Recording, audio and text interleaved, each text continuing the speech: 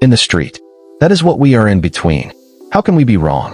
Back in 1967, a young woman hopped off a Greyhound bus in Nashville with just $20 in her pocket and a bunch of songs nobody wanted to hear. Executives straight up laughed at her high-pitched voice, clowned her big blonde hair, and told her flat out she'd never have a future in country music. But this woman would go on to build an empire worth over $650 million, write more than 3,000 songs, and become one of the most loved figures in American history. This is the woman who rose from a tiny cabin with no electricity in the Smoky Mountains and straight up conquered the world. Who flipped rejection into resilience. Who gave the world Jolene, I Will Always Love You, and 9 to 5. But behind the rhinestones, the wigs, and that iconic smile, there's a story packed with devastating losses. Battles fought in silence. Scars that not even millions of dollars could fix. How did a barefoot girl from a one-room cabin become a global icon? What did she have to give up to reach the top? And why, after 6 decades of stardom, does she still carry wounds that fame could never erase? And what almost made her walk away from everything at the most money-making moment of her career? Before we answer any of that, we've got to rewind all the way back to the beginning, to a childhood filled with hunger, humiliation, and a level of poverty so deep it shaped everything she'd ever become. Dolly Rebecca Parton was born on January 19, 1946, in a one-room cabin in Locust Ridge, Tennessee, deep in the heart of the Great Smoky Mountains. She was the fourth of 12 children, born into a family where poverty wasn't just a situation. It was a whole way of life that ruled every single day. Her father, Robert Lee Parton, was a sharecropper and construction worker who couldn't read or write. He worked brutally long days in tobacco fields, his hands rough, cracked, and bleeding. And still, the money he brought home was never enough. Her mother, Avie Lee Parton, was a woman of quiet strength who sang to her children even when there was no food on the table, filling empty bellies with melodies instead of meals. The cabin they called home had no electricity, no running water, and zero protection from the freezing mountain winters. 12 kids crammed into a space barely big enough for 4. They slept 3 or 4 to a bed, wrapped up in threadbare quilts stitched together from flour sacks. In winter, ice formed on the inside of the windows, and the kids woke up shivering, their breath visible in the icy air.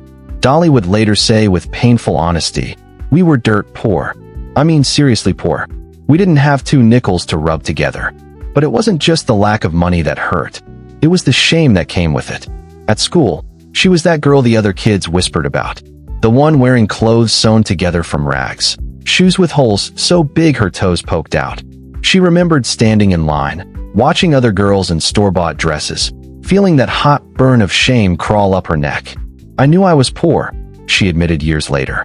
"But I didn't know I was supposed to be ashamed of it until I saw how people looked at me." Her classmates mocked her nonstop. They called her trash, laughed at her homemade dresses, and shut her out completely. Teachers pitied her, but didn't really help. The message was loud and clear. She didn't belong. She was less than. And that cut into her young heart in a way that never fully healed. Still, Dolly's childhood wasn't only pain. It was soaked in music too. Her mother sang old Appalachian ballads while cooking beans over a wood stove. Her grandfather, a Pentecostal preacher, filled Sunday services with fiery gospel hymns that shook the walls of the tiny mountain church. Music became the only thing the Parton family had plenty of.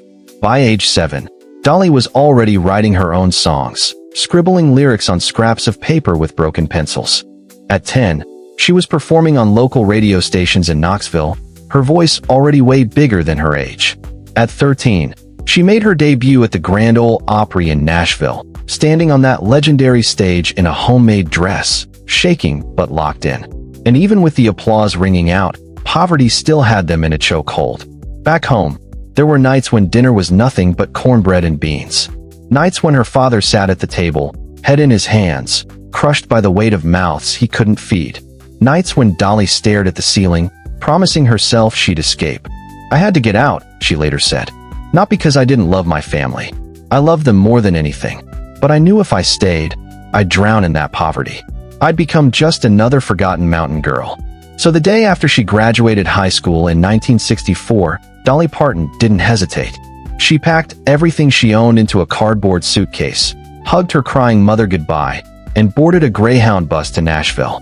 She was 18 years old, holding $20, a guitar, and an unbreakable belief that somewhere past those mountains, her voice would finally be heard. Her childhood had been rough. It left her scarred, hungry, and weighed down by shame. But it also built something unbreakable inside her. A fire no rejection, no jokes, no slammed door could ever put out. The barefoot girl from the one-room cabin was about to step into an industry that would try to crush her, but she'd already survived worse. When Dolly Parton hit Nashville in 1964, she thought her talent would do the talking. She believed her voice, her songs, and her grind would be enough. She was dead wrong. Nashville was built on dreams, but it chewed dreamers up. Every day, hundreds of hopefuls flooded Music Row, guitars on their backs, sure they were destined for greatness. Most left broken, forgotten, and buried under rejection. Dolly wasn't about to be one of them. She moved into a tiny, roach-infested apartment with barely enough space to breathe.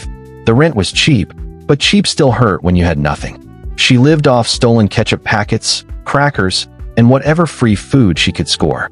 Some nights, she went to sleep with her stomach growling, hunger echoing the childhood she thought she'd left behind. She knocked on every door she could find. Record labels, publishers, radio stations, anywhere that might give her a shot. But the doors didn't just close. They slammed. Executives looked at her and saw a joke. Too much makeup. Hair too high. Clothes too tight. They heard her thick mountain accent and wrote her off before she even sang. One exec told her, "You're too country for country music." Another laughed and said, "Honey, go home. Nashville doesn't need another nobody." The cruelest part was when they actually let her sing. She'd pour her soul out, voice shaking with emotion, only to get shrugged off. "Your voice is too high-pitched. Your songs are too simple. You'll never be taken seriously." Every rejection cut deeper, whispering the same lie she'd heard as a kid, "You're not good enough." Alone in her tiny apartment, Dolly sometimes wondered if they were right. Maybe the mountain girl didn't belong in Nashville after all. But quitting wasn't in her DNA. She took whatever work she could get, singing demos, waitressing, odd jobs that barely paid the bills. She wrote non-stop, filling notebooks with lyrics pulled from heartbreak, homesickness, and pure stubbornness. Then in 1966, a small crack of light showed up. A struggling label called Monument Records offered her a deal. It wasn't some fairy tale contract. It was tight, low-paying, and stripped her of creative control. But it was a door, and Dolly busted it open. Her first single, Dumb Blonde, dropped in 1967. It was pure defiance, a straight clapback to everyone who doubted her. The song climbed to number 24 on the country charts. For the first time, people knew her name. For the first time, she wasn't invisible.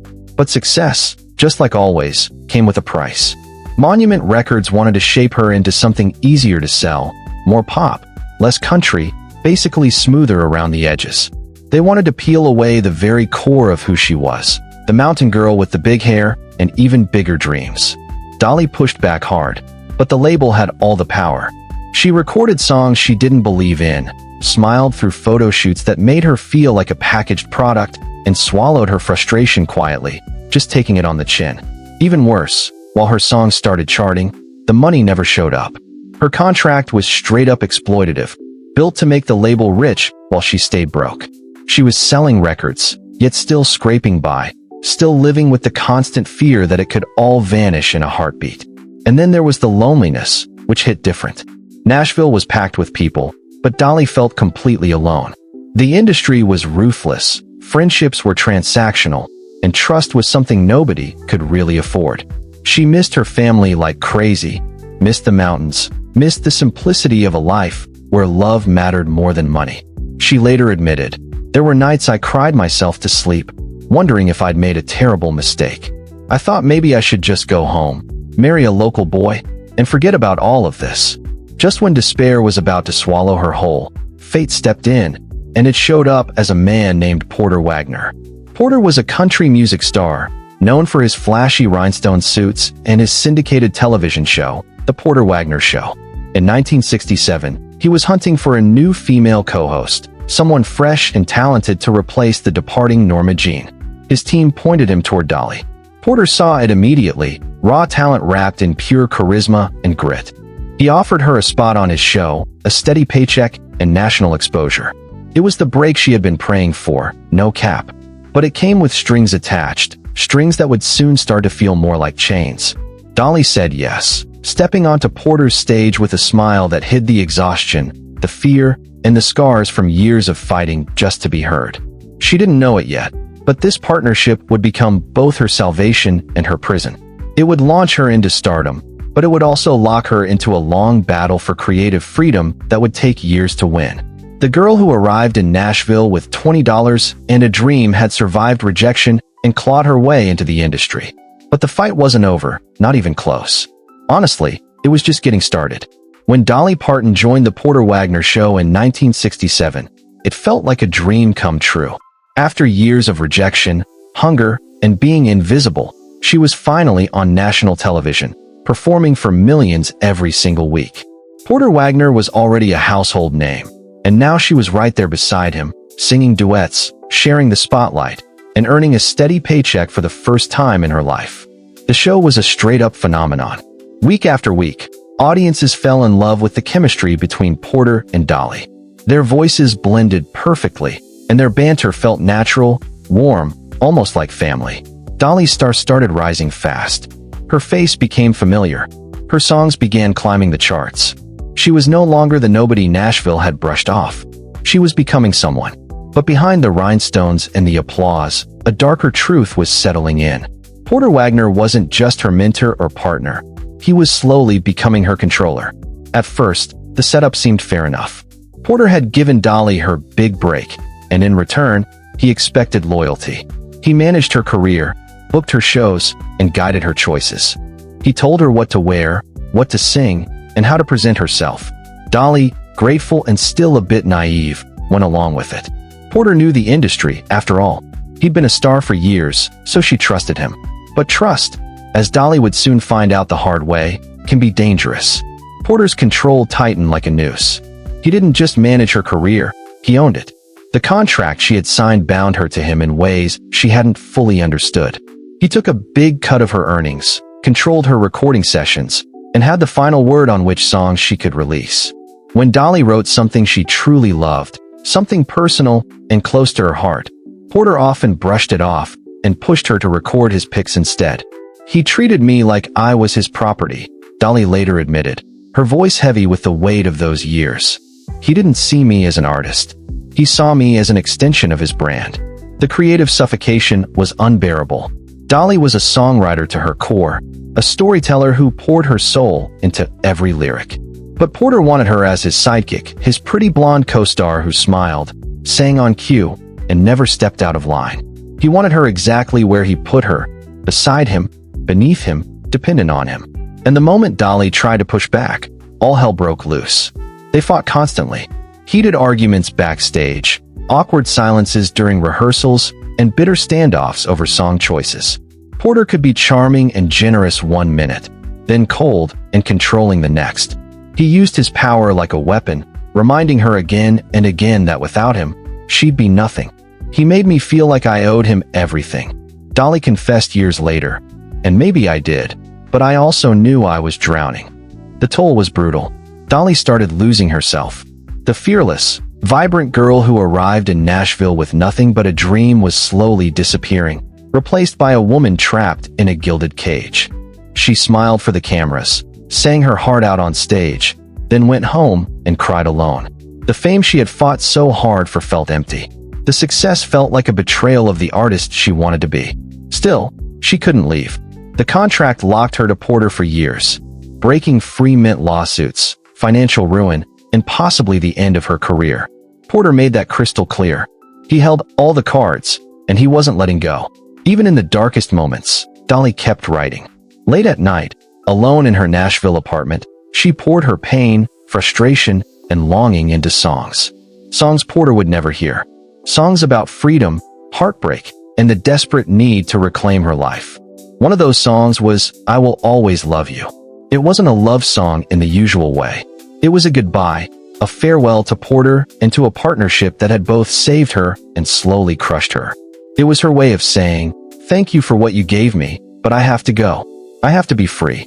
In 1974, after 7 years of battles, tears, and soul-crushing compromise, Dolly finally found the courage to walk away. She entered Porter's office with trembling hands and sang him the song she had written. "I Will Always Love You" played softly on her guitar, every note a plea, every word a goodbye. Porter listened without a word. When she finished, tears filled his eyes. He didn't want to let her go, but even he couldn't deny the power of what she'd just sung. Reluctantly, he agreed to release her from the contract. But freedom wasn't cheap. Porter demanded a settlement, money Dolly didn't have. She borrowed, scraped, and sacrificed just to buy back her own career. Even after she left, the damage lingered. Years under his control had left scars no amount of success could erase. "I will always be grateful to Porter," Dolly said years later, her voice soft but steady. "But I will also never forget what it cost me to break free." The partnership with Porter Wagoner had been both her salvation and her prison. It gave her a platform, but it nearly stole her soul.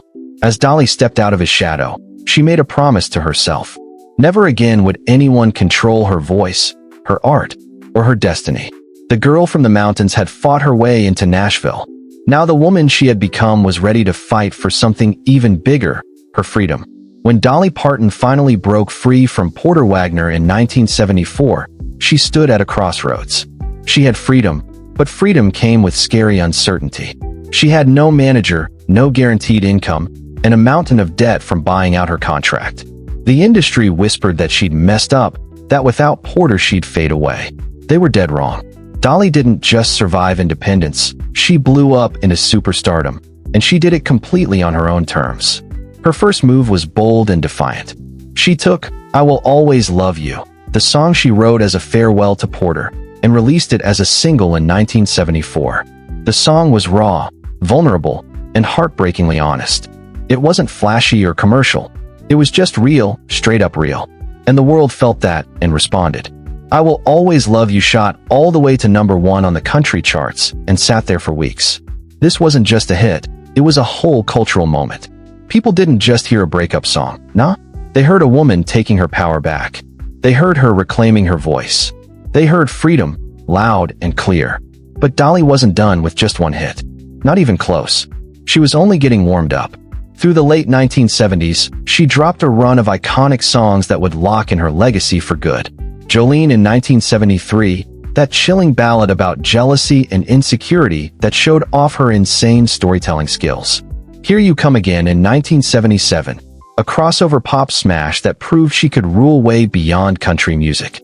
And then in 1980, she released 9 to 5, the anthem of working-class America. A song that didn't just chart, it moved people. 9 to 5 wasn't just a song. It was a rallying cry, written for the film of the same name, where Dolly also starred alongside Jane Fonda and Lily Tomlin. The song nailed the frustration, the humor, and the grit of millions of workers grinding through thankless jobs day after day. It went #1 on both the country and pop charts, sold over 1 million copies, and even earned Dolly an Academy Award nomination. For a woman once told she was too country and too much, crossing over into pop and film was a straight-up victory that shut down every doubter. Dolly wasn't just a country star anymore. She was a global icon, period. But success never comes free. The non-stop grind of recording, touring, and promoting hit hard. Dolly was everywhere. Television, radio, magazine covers, concert stages, all of it. And the price was her health, her privacy, and her peace of mind. She later admitted, "I was running myself into the ground. I thought if I stopped even for a moment, it would all disappear." The pressure was heavy, absolutely suffocating. Behind that dazzling smile and the larger-than-life persona, Dolly was worn out, anxious, and barely holding it together. She pushed herself harder than anyone else, determined to prove she belonged, that she wasn't just lucky, that she earned every inch of her success. And even as she climbed higher and higher, the ghosts of her past stayed close. The poverty of her childhood, years of rejection, the battles with Porter, all of it left scars that fame couldn't fix. She carried those wounds quietly, tucked under the rhinestones and the laughter. In the early 1980s, Dolly's empire kept growing. She launched her own production company, taking full control of her music, her image, and her business moves. She became one of the first female country artists to own her masters, a power move that would later earn her hundreds of millions of dollars. But her boldest dream was still ahead. In 1986, Dolly opened Dollywood, a theme park in the Smoky Mountains of Tennessee, just miles from the one-room cabin where she was born. This wasn't just business. It was personal, a homecoming, a way to give back to the place and people that shaped her. Critics laughed it off. A country singer opening a theme park? They called it a vanity project, a risky bet doomed to flop. But Dolly knew better. She knew people didn't just want rides and shows. They wanted her story. They wanted to walk where she walked, feel the magic of the mountains, and believe that dreams can come true no matter where you start. And she was right. Dollywood became a straight-up phenomenon. Today it pulls in over 3 million visitors a year, generates hundreds of millions in revenue, and stands as one of the most successful theme parks in America. It's also the largest employer in the region, bringing jobs and hope to communities long overlooked. I wanted to bring jobs back to my people, Dolly said simply. They gave me everything. This was my way of giving something back. By the end of the 1980s, Dolly Parton had done what once seemed impossible. She conquered country music, crossed into pop, dominated film and television, and built a full-blown business empire. She proved that the barefoot girl from the mountains didn't just survive in Nashville, she owned it. But even with all that applause, Dolly knew the truth. Success is fragile. Fame doesn't last forever. And the higher you climb, the harder the fall can be. The battles weren't done. Some of the toughest ones were still coming. To the world, Dolly Parton had everything. Fame, fortune, love from millions, and an empire built on grit and raw talent. But behind the glitter, behind the rhinestones and the ever-present smile, was a woman fighting demons that success couldn't silence. At the heart of her private life was a contradiction few understood. Dolly Parton, one of the most famous women alive, was also one of the loneliest. In 1966, just 2 years after landing in Nashville, Dolly married Carl Thomas Dean, a quiet, reserved man she met outside a laundromat on her first day in the city. Love at first sight, as the story goes. Carl was her total opposite. He hated the spotlight, avoided crowds, and wanted nothing to do with fame.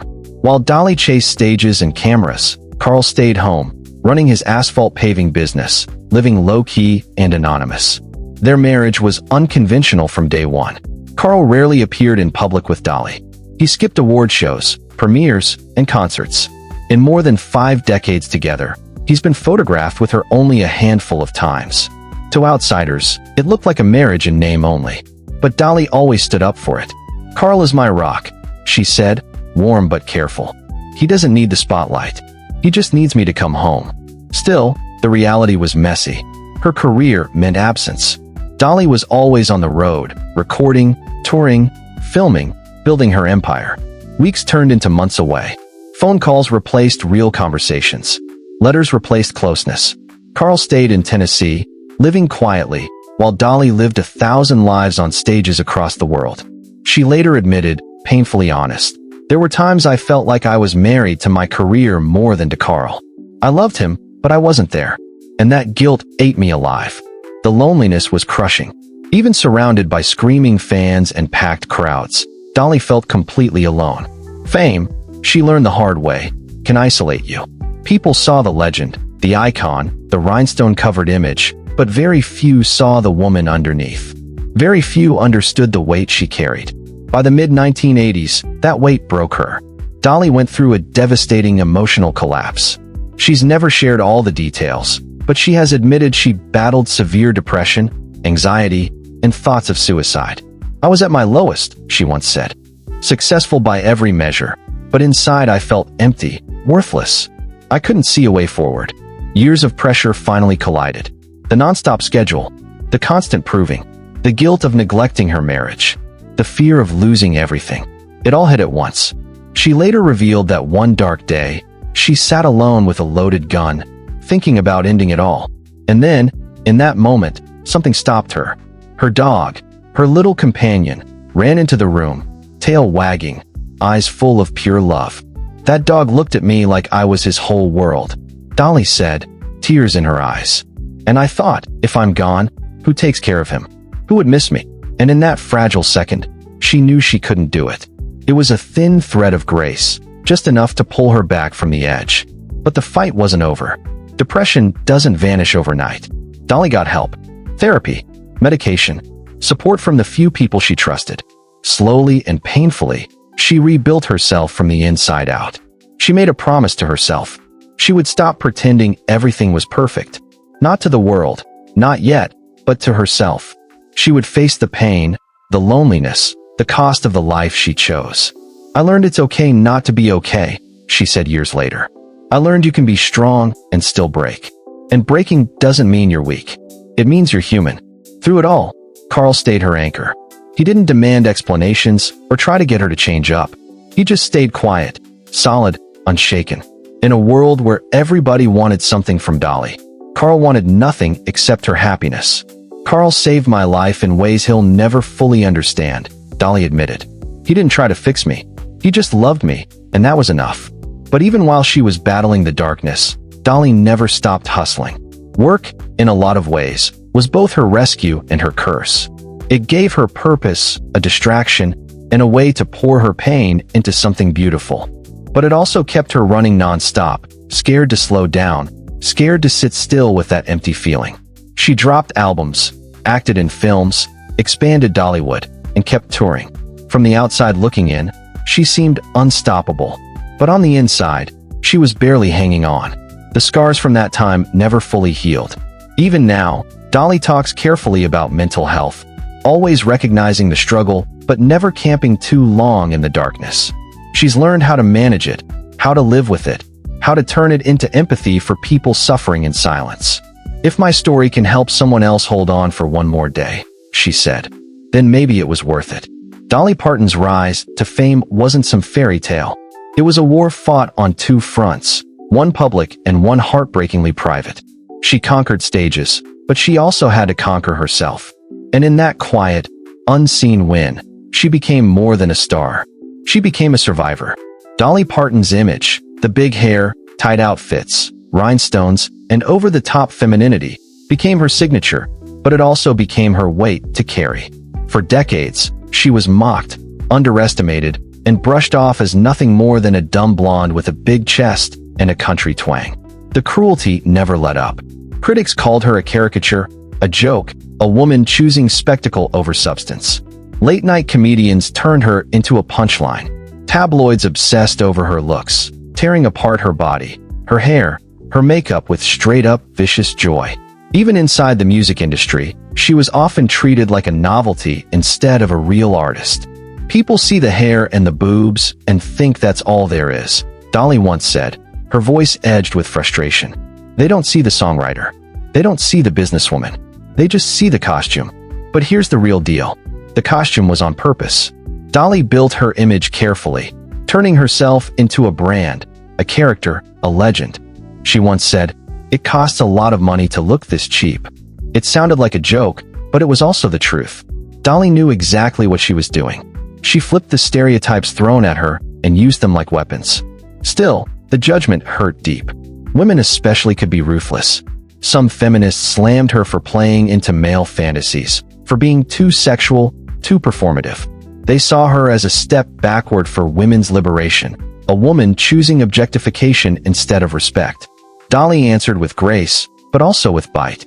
"I'm not offended by dumb blonde jokes because I'm not dumb and I'm not blonde," she said with a sly grin. Under the humor was a deeper truth. She refused to let anyone decide her worth based on their narrow views. And the criticism wasn't just about how she looked. It was about who she was. Country music purists accused her of selling out when she crossed over into pop. They claimed she'd ditched her roots, that money mattered more to her than music. When Here You Come Again blew up as a pop hit, some country stations straight up refused to play it. To them, her success felt like betrayal. Dolly fired back without blinking. "I didn't leave country music. I just took it with me to a bigger stage." Then came the rumors, ugly, non-stop, and deeply personal. For years, tabloids speculated about her marriage to Carl Dean. Some said it was fake, that Carl didn't even exist, that he was just a cover for Dolly's real relationships. Others whispered that Dolly was secretly gay, pointing at her close friendships with women like they were proof.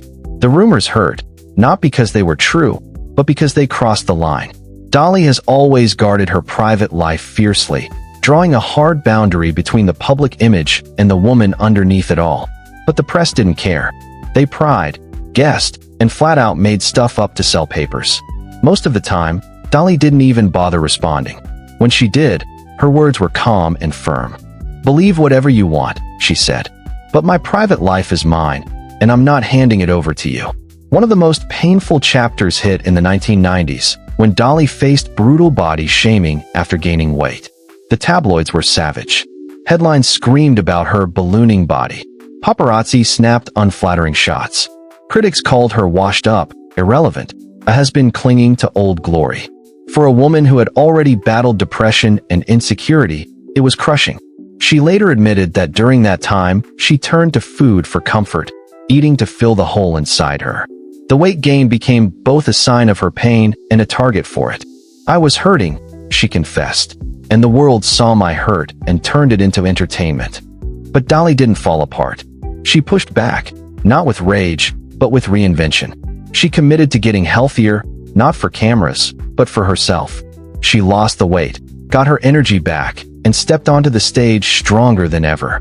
And when asked about the criticism, she answered with her trademark humor. "If I see something sagging, bagging, or dragging, I'm gonna have it nipped, tucked, or sucked." It was funny, but it was also armor. Dolly learned early that laughter disarms cruelty. If she laughed at herself first, nobody else's jokes could hurt her. Still, under the humor, the pain stuck around. In rare interviews, she's opened up about the emotional toll of being under constant watch. "You can't let people see you cry," she said, "because if they see you cry, they win. So you smile. You keep going. You survive." She also fought plenty of professional battles. Record labels tried to box her in. Producers wanted to reshape her sound. Business partners underestimated her brains, thinking the dumb blonde act was real. But Dolly played chess while they played checkers. She learned the business inside out, hired lawyers, studied contracts, and took control of her masters and publishing. "I knew I had to protect myself," she said, "because in this industry, if you're not careful, they'll take everything, even your dignity." One of her biggest wins came in the 1990s when Whitney Houston covered "I Will Always Love You" for The Bodyguard. The song exploded worldwide, selling over 20 million copies and becoming one of the best-selling singles ever. And because Dolly owned the publishing rights, she made millions, reportedly over $10 million from that one cover alone. It was pure validation. The woman they called dumb had outsmarted the entire industry. But the best revenge wasn't about money. It was cultural. Slowly, the story changed. People started seeing past the costume. They recognized her songwriting brilliance, her business smarts, her generosity, her strength. The punchline turned into the legend. Even so, the scars never vanished. Dolly has admitted that even now, decades into her career, she sometimes hears the old voices telling her she wasn't smart enough, serious enough, worthy enough. "You carry those wounds forever," she said softly, "but you learn to walk with them. You learn that survival itself is a kind of victory." Dolly Parton fought for her dignity in a world determined to strip it away. She was mocked, underestimated, and dismissed, but she refused to be boxed in by anyone else's limits. She turned judgment into fuel, criticism into creativity, and pain into power.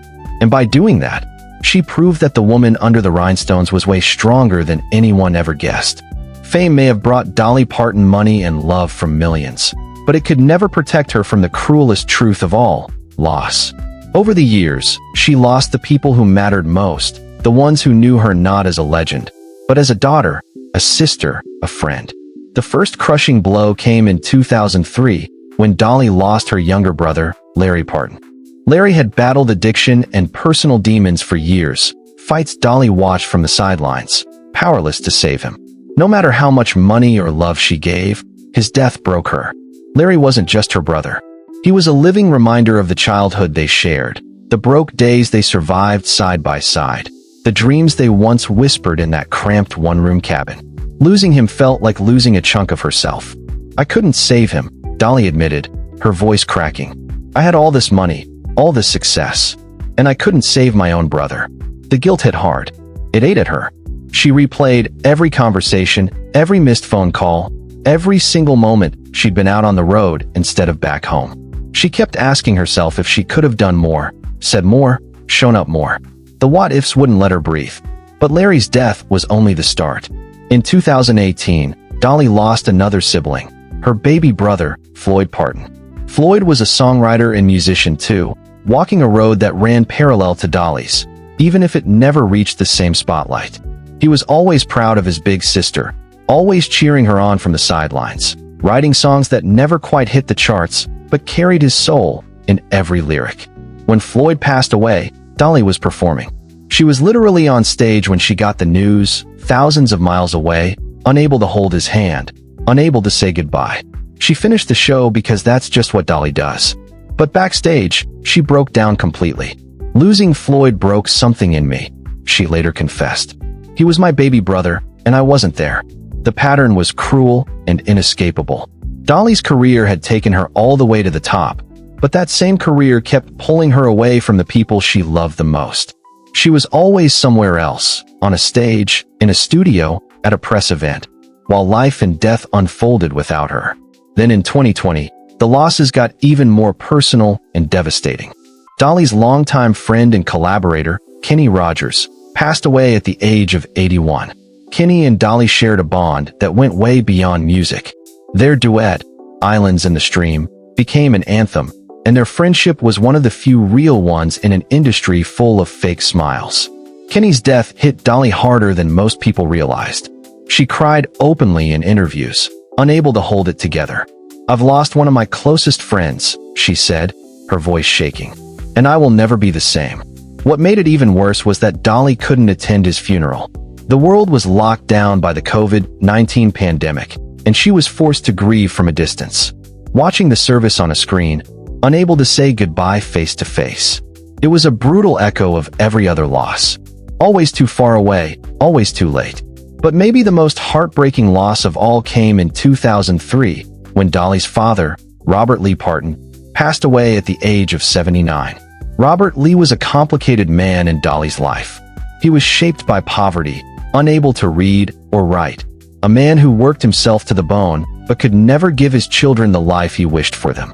He was strict, distant, and not big on showing emotion. Dolly spent her whole life chasing his approval, desperate to hear the words she longed for. "I'm proud of you." But those words never came easy. Even when Dolly became a global superstar, even when she bought her parents a beautiful home and surrounded them with comforts they'd never known, her father stayed stoic, reserved, a man of very few words. When he died, Dolly was left with a wound that never really healed. The pain of unspoken pride, of love that was there, but never fully said out loud. "I know he loved me," Dolly said, tears rolling down her face. "But I wish he had told me more. I wish I had heard him say it." She later shared that her father's death inspired one of her most personal songs, Traveling Through. It was her way of dealing with the grief, of imagining him finally at peace, free from the weight of this world. And then in 2003, just months after losing her father, Dolly lost her mother, Avi Lee Parton, at the age of 80. Avi Lee was Dolly's foundation. She was the woman who sang to her children when there wasn't even food on the table. The woman who pushed Dolly to dream, to sing, to believe life could be bigger than a one-room cabin in the Smoky Mountains. Avi Lee was Dolly's anchor, her safe place, the one person who loved her not for what she became, but for who she had always been. Losing her mother felt like losing gravity.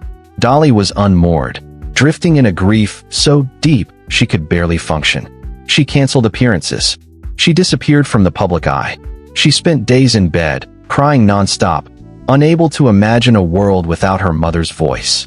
"She was my everything," Dolly said softly. And when she died, a part of me died, too.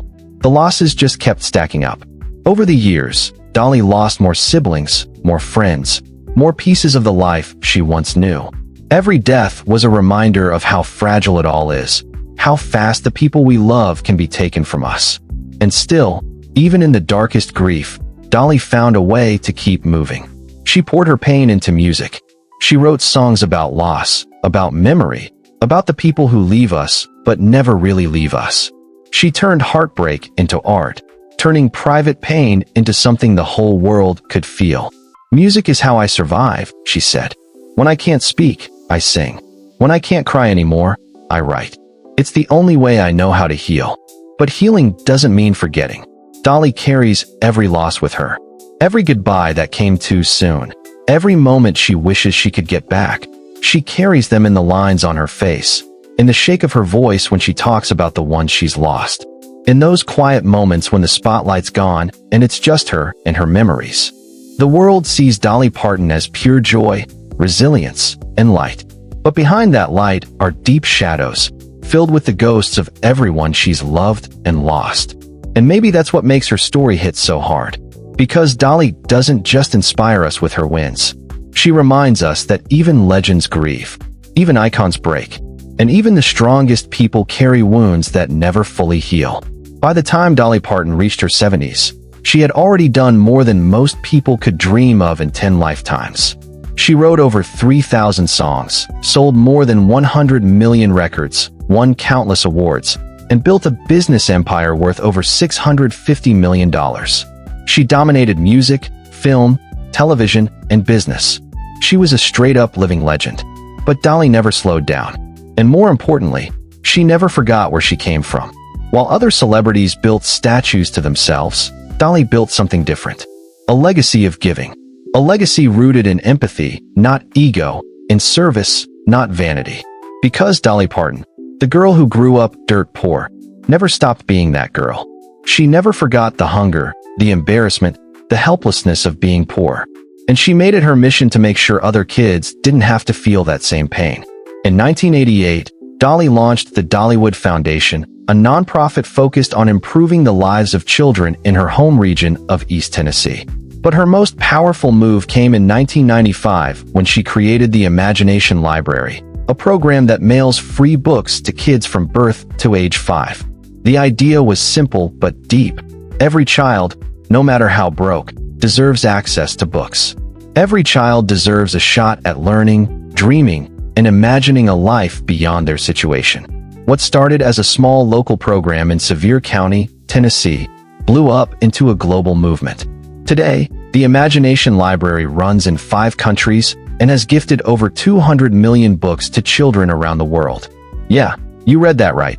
200 million books, free. No strings attached. If I can help one child learn to read, Dolly said, her eyes shining, then everything I've been through was worth it. And Dolly didn't stop there. When wildfires tore through the Smoky Mountains in 2016, destroying homes and forcing thousands of families out, Dolly didn't just post a statement or write a quick check. She created the My People Fund, giving $1,000 a month for 6 months to every family who lost their home. No questions, no applications, no red tape, just help, right when it was needed. She didn't want paperwork slowing things down. She wanted people to survive. More than $12 million was handed out, and countless lives were kept from slipping into total despair. These are my people, Dolly said, plain and simple. And when your people are hurting, you show up. Then came 2020, a year that pushed the whole world to the edge. When the COVID-19 pandemic tore across the globe, Dolly stepped up yet again. No noise, no spotlight. She quietly donated $1 million to Vanderbilt University Medical Center to support research. That single move helped fund the development of the Moderna vaccine, one of the most powerful weapons we had against the virus. Dolly didn't make a big deal out of it. No press conference, no applause tour. She just did it. And when people finally found out, she brushed it off with that trademark humility. I just wanted to help, she said. I'm just glad if I had any part in saving lives. That donation literally helped save millions of lives. Still, when folks praised her, Dolly waved it away. I'm no hero, she said. I just did what anybody with the means would do. But let's be real, that's not true. Most people with money don't move like Dolly does. Most people hoard it, guard it, and build walls around it. Dolly does the opposite. She tears walls down. She builds bridges.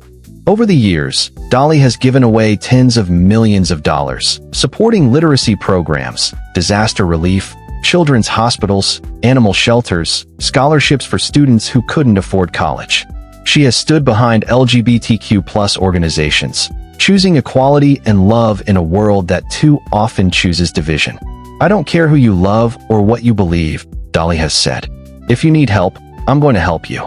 And maybe that's the most beautiful part of her legacy. She refuses to judge. In a world split apart by politics, religion, and ideology, Dolly is proof that kindness rises above all of it. She's a devout Christian who proudly supports LGBTQ+ rights. She's a Southern woman who speaks out against racism. She may be conservative in many ways, but she never lets labels limit her compassion. "I'm for everybody," she says. "Love is love. People are people. And we all deserve a chance." At 78 years old, Dolly Parton still isn't slowing down. She's still writing music, still performing, still running her empire with the same sharp business mind that built it from the ground up. But now, her focus has shifted. She's less worried about topping charts and more focused on leaving the world better than she found it. Dolly never had children of her own, something that once caused her deep pain. But she sees it differently now. "I have millions of children," she says. "Every child who gets a book from the imagination library is mine. Every family I helped after the fires is mine. I may not have given birth, but I've given life in other ways." And that might be the truest measure of a legacy. Not awards, not money, not fame, but the lives touched, the futures changed, the hope given to people who had none. Dolly Parton, the girl from a one-room cabin, became more than a symbol of success. She became a symbol of humanity. She proved you can come from nothing and still remember exactly what nothing feels like. She showed the world that real wealth isn't what you keep, it's what you give away.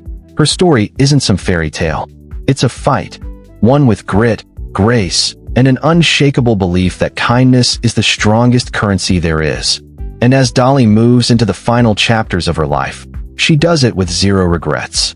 She loved hard, lost deeply, and lived fully. She gave more than she ever took. And when her time comes, she'll leave behind more than songs, buildings, or money. She'll leave behind something way bigger. The memory of a woman who made the world a little softer, a little kinder, a little brighter. "I hope when I'm gone," Dolly once said, her voice gentle but steady. "People remember that I cared, that I tried, that I gave everything I had to make things better. And they will. Because Dolly Parton didn't just survive life, she turned it into something beautiful. Something that will outlive her, inspire generations, and remind us that no matter where we start, we all have the power to change the world, one small act of kindness at a time. Today, Dolly Parton stands as one of the most loved figures on the planet. But her journey was never about fame. It was about survival, about turning pain into purpose, rejection into resilience, and loss into love.